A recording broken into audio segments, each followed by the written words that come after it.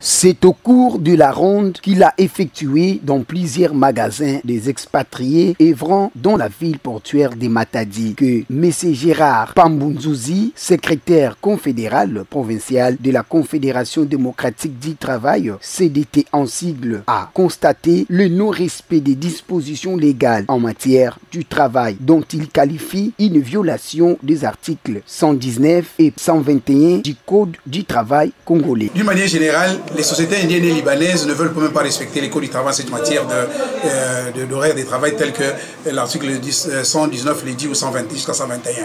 Et les jours, les travailleurs ne peuvent pas entrer du matin jusqu'au soir sans repos. Les repos qui consistent à un repos d'1 heure du temps. Malheureusement, dans certains magasins indiens ou libanais, les travailleurs congolais ont un repos de 10 à 15 minutes, chose que Gérard Pambou ne digère pas facilement. Dans certains magasins, ils ont pris les repos presque vers 12h40 ou 12h45 et pour rentrer au service à 13h. Donc juste 15 minutes ou 10 minutes de repos, ce qui n'est pas possible.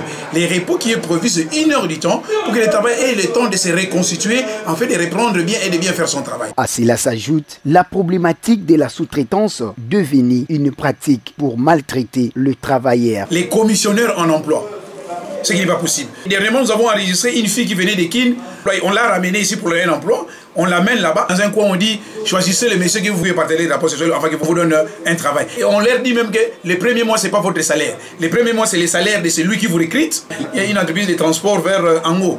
On appelle même les premiers salaires l'ipouta maman. Aux décideurs, à tous les niveaux, de prendre à bras les corps de mesures draconiennes afin de barrer l'élan de l'harcèlement moral que les travailleurs congolais subissent auprès de leurs employeurs expatriés en appliquant l'article 1er du Code du travail congolais.